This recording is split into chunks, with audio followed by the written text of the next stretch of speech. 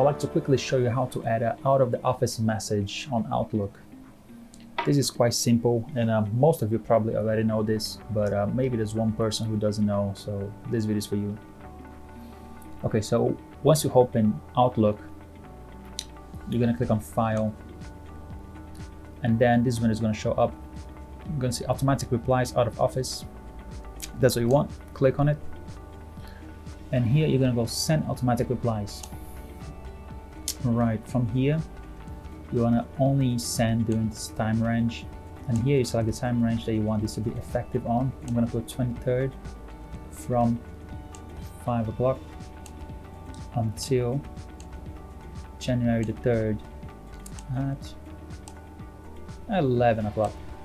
Right, so here you have messages that are going for inside my organization, so that's someone like me to message you, or someone like Chris message you. These will be specific, and these are for people outside the organization, so like our clients. So that's where you want to put on.